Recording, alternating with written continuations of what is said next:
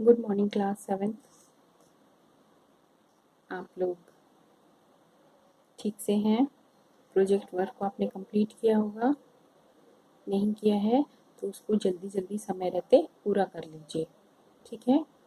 और project work में आप जैसे चाहें वैसे उसको बना सकते हैं, बस स्केच पेन यूज़ मत कीजिएगा बेटा, क्योंकि स्केच पेन से वो अनटाइडी लगने लगता है। उसकी जगह पर आप पेंसिल कलर वगैरह यूज़ कर सकते हैं, या आउटलाइन के लिए आप कलर्ड पेन यूज़ कर सकते हैं, ठीक है।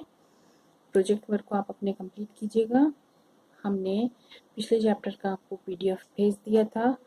आपने उम्मीद है अपना क्वेश्चन आंसर वगैरह कंप्लीट कर लिया होगा, और नहीं किया है तो उसको फटाफट से पूरा कर लीजिए, क्योंकि आपकी कॉपी और प्रोजेक्ट वर्क का काम कभी भी आपसे मांगा जा सकता है।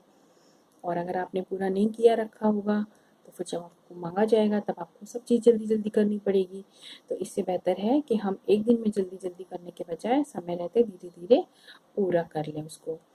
तो बच्चों, आज हम अपने नेक्स्ट चैप्टर को स्टार्ट करने जा रहे हैं, और हमारे नेक्स्ट चैप्टर का नाम है धरातल के बदलने वाले कारक, ठीक है।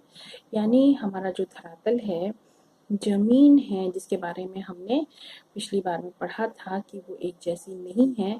कहीं पर ऊंची है तो कहीं पर नीची है, कहीं पर पर्वत है, कहीं पठार है, कहीं मैदान है, कहीं महाद्वीप है, कहीं महासागर है। बहुत सारी स्थलाकृतियों के बारे में हमने पढ़ा था, ठीक है। इन स्थलाकृतियों का आकार भी हमने बताया था कि एक जैसा नहीं है। जैसे पर्वत बहुत ऊंचे हैं, पठार उससे नीचे हैं, मैदान और नीचे हैं, नीचे क्या लगभग एकदम समतल और सपाट ही हैं, ठीक है। एक दूसरे से अलग अलग हैं, और अलग अलग होने के साथ साथ एक दूसरे से अलग अलग जगहों पर भिन्न भिन्न भी, यानी एक स्थान पर किसी तरीके का है, दूसरे स्थान पर किसी तरीके का है। और इनमें समय के अनुसार, यानी समय के साथ साथ इनमें परिवर्तन भी होते रहते हैं, ठीक है। जैसे कि आपके पर्वत हैं, जैसे अभी हिमालय पर्वत की हम बात करें तो वो धीरे धीरे बढ़ रहा है, ठीक है। लेकिन ऐसा नहीं है कि आपको बढ़ते हुए वो बहुत तेजी से दिखाई दे। जैसे हम आप बढ़ते हैं, लेकिन हम आप कभी जान पाते हैं कि हम कब रातों रात इतने बड़े हो गए? धीरे धीरे बड़े होते हैं, और कभी भी हम नहीं समझ पाते, हम नहीं जान पाते कि एक बच्चा छोटे बच्चे से कैसे वो वयस्क या युवा बन जाता है, ठीक है। या आप लोग ही हैं, आप लोग कैसे बिल्कुल छोटे बच्चे रहे होंगे, बिस्तर पे बिल्कुल हिल-डुल भी नहीं पाते होंगे, आज इतने बड़े हो गए, 7th क्लास में पहुंच गए हैं। तो इसी तरीके से ये जो आकृतियां हैं, इनमें भी धीरे धीरे परिवर्तन होता है। कुछ बढ़ती हैं तो कुछ घटती भी हैं, ठीक है। इनमें परिवर्तन धीरे धीरे या अचानक किसी भी रूप में हो सकता है, ठीक है। हम आप धीरे ही धीरे बढ़ते हैं, हम आप अचानक से नहीं बढ़ जाते कि आप रात में सोए और पता लगा कि सुबह में आपके 2 हाथ की जगह 4 हाथ निकल आए हों, और सिर पे सींग निकल आए हों, आप 1 फीट की जगह 4 फीट लंबे हो गए हों। ऐसा कुछ नहीं है ना। तो ऐसे ही, लेकिन यहाँ पर ऐसा होता है कि अचानक से कभी भी कुछ भी परिवर्तन हो सकता है, और बहुत सारे परिवर्तन ऐसे भी हैं कि बहुत अधिक समय लग लेकर के वो आते हैं, जिनके बारे में हम नहीं जानते हैं, ठीक है। तो ये है कि यहाँ के परिवर्तन धीरे धीरे और आकस्मिक रूप दोनों में ही होते हैं। इनका निर्माण कैसे होता है, क्यों होता है, ये सोचने वाली बात है या नहीं? आपने कभी सोचा है ऐसा कि इनका निर्माण क्यों होता है? हमारा जो स्थल मंडल है वो अनेक दृढ़ खंडों में विभाजित है। इन्हें हम स्थल मंडलीय प्लेटें भी कहते हैं, ठीक है। प्रत्येक जो प्लेटें हैं वो कुछ महाद्वीप में हैं और कुछ महासागर में हैं, या फिर दोनों ही आपस में ऊपर पट्टी पर शामिल हैं, मिली हुई हैं, यानी कि, ठीक। और ये हमारा जो पिघला हुआ तरल पदार्थ है उसके ऊपर तैरती हैं, ठीक है, जिसको हम दुर्बलता मंडल भी कहते हैं। और ये गति करती हैं मतलब कि चलती हैं, लेकिन इनकी गति वर्ष में बहुत थोड़ी, आपके स्केल का जो छोटा वाला भाग है ना, मिलीमीटर, उस तरीके से होती है, जिसको कि हम जान नहीं पाते हैं। और ये जो इन प्लेटों की जो चाल है, इसको हम विवर्तनिक संचलन कहते हैं, ठीक है। क्या कहते हैं? विवर्तनिक संचलन। और ये जो गति है, इस गति के कारण ही हमारे जो परिवर्तन होते हैं वो इस गति की वजह से ही होते हैं। अब जब ये प्लेटें एक दूसरे के पास में आती हैं, ठीक, यानी कि एक दूसरे के ऐसे पास में आती हैं तो मोड़दार पर्वतों का निर्माण होता है। ठीक, मोड़दार पर्वत हमने पिछले चैप्टर में पढ़े थे ना कि जब कोई चीज आपस में एक दूसरे की तरफ को बढ़ती है तो वो दबती है, दबने से उसमें बल या मोड़ पड़ता है, उसको हम वलन या मोड़दार पर्वत कहते हैं। ठीक है, इसका एग्जाम्पल भी हमने आपको पिछले चैप्टर में बताया था कि हमारा हिमालय पर्वत जो है वो इसी तरीके से निर्मित है। किस तरीके से? मोड़ के कारण ही बना हुआ हमारा वो पर्वत है, हिमालय पर्वत।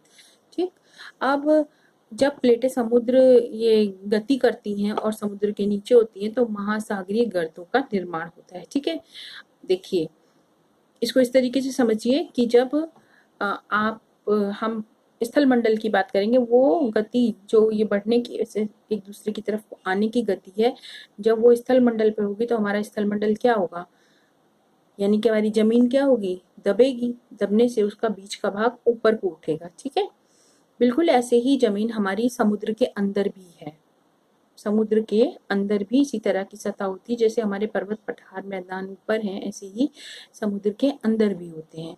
तो अगर ये प्लेटों की गति समुद्र के अंदर होती है तो उसकी वजह से गर्तों का निर्माण भी होता है। गर्त मतलब बड़े बड़े गड्ढे। ठीक है, बड़े बड़े गड्ढे। जब ये प्लेटें समुद्र में गति करती हैं या समुद्र के नीचे की ओर चली जाती हैं तो क्या होता है, गर्तों का निर्माण होता है। हमारा जो प्रशांत महासागर है उसके अंदर जो सबसे बड़ा गड्ढा है, यानी कि संसार का सबसे बड़ा गर्त है, ठीक, जिसका नाम क्या है, मेरियाना गर्त है, वो इसी तरीके से निर्मित हुआ है। अब जो हमारे अधिकतर भूकंप हैं, ज्वालामुखी विस्फोट की जो घटनाएं हैं वो इन्हीं वजह से होती हैं और इन्हीं घटनाओं की वजह से ही हमारे स्थल का रूप परिवर्तित हो जाता है। अब हम बात करते हैं धरातल पर जो परिवर्तन होते हैं उसमें जो बल काम करते हैं वो कितने तरह के होते हैं, उनकी प्रकृति कैसी होती है या उनको हम कैसे बांट सकते हैं। तो हमारे धरातल पर जो भी बल काम करते हैं वो दो तरीके के होते हैं, एक आंतरिक बल और एक बाह्य बल। ठीक है बच्चों, एक आंतरिक बल काम करता है और दूसरा हमारा बाह्य बल काम करता है। हम सबसे पहले आंतरिक बल की बात करेंगे। ठीक है, हम आंतरिक बल से शुरू करते हैं। आज हम आंतरिक बल के बारे में पढ़ेंगे। आंतरिक बल कैसे होते हैं, ऐसे बल जो पृथ्वी के अंदर, आंतरिक मतलब अंदर या हमारे अंदर जो भी है, ठीक, वो आंतरिक होता है। तो ऐसे बल जो पृथ्वी के अंदर के भागों में काम करते हैं या उत्पन्न होते हैं उनको हम क्या कहते हैं, आंतरिक बल कहते हैं। ठीक है, जो पृथ्वी के अंदर की तरफ को काम करते हैं, पृथ्वी के अंदर काम करते हैं, वो बल आंतरिक बल कहलाते हैं। उनको हम दो भागों में बांटते हैं। ठीक, हमने धरातल पर काम करने वाले बलों को दो भागों में बांटा, एक आंतरिक और एक बाह्य बल। अब आंतरिक बल को भी हमने दो भागों में बांटा, पहला दीर्घकालिक बल और आकस्मिक बल। ठीक है, जो हमारे आंतरिक बल हैं उनको हमने फिर से दो भागों में बांटा। फर्स्ट पॉइंट हमारा दीर्घकालिक बल और दूसरा आकस्मिक बल। दीर्घकालिक बल वो बल होते हैं जिनकी परिवर्तन की गति बहुत धीमी होती है और वो बहुत धीरे धीरे काम करते हैं। ठीक है, दीर्घकालिक बल मतलब दीर्घ मतलब लंबा, कालिक मतलब समय, यानी कि लंबा समय लेकर जो भी बल काम करते हैं उनको हम दीर्घकालिक बल कहते हैं। और ये बल कब काम करते हैं ये आभास हमको नहीं हो पाता है। ठीक है, इनका जो प्रभाव होता है, यानी ये जो बल काम करते हैं इनका जो प्रभाव होता है वो हमें धीरे धीरे दिखाई पड़ता है। क्लियर है बच्चों? ठीक है, दूसरे हमारे हैं आकस्मिक बल। आकस्मिक बल क्या होते हैं, आकस्मिक बल का मतलब अचानक, आकस्मिक का मतलब अचानक। ऐसे बल जो अचानक काम करने लगते हैं उनको हम आकस्मिक बल कहते हैं। क्लियर हो गई ये दोनों बातें? उम्मीद है आपको समझ में आ गई होंगी। दो बल होते हैं, एक आंतरिक और एक बाह्य। आंतरिक बल को दो भागों में बांटते हैं, एक दीर्घकालिक बल और एक आकस्मिक बल। दीर्घकालिक बल वो बल होते हैं जो धीरे धीरे बहुत लंबे समय में काम करते हैं और उनका जो भी किया हुआ काम होता है उसका परिणाम हमें काफ़ी समय बाद या हजारों वर्ष बाद दिखाई पड़ता है। ठीक है। और जो आकस्मिक बल होते हैं, आकस्मिक बल वो बल होते हैं जो अचानक काम करते हैं और उनका जो प्रभाव होता है वो हमें वहीं के वहीं तुरंत दिखाई पड़ता है। ठीक। अब और जानिए, दीर्घकालिक बल जो हमारे होते हैं वो भी दो तरह के होते हैं। उनको हम दो भागों में फिर से बांटते हैं, एक बलन और एक भ्रंशन। ठीक है। दो काम होते हैं उनसे, एक बलन का काम होता है दीर्घकालिक बलों से और दूसरा हमारा भ्रंशन का काम होता है। ठीक है।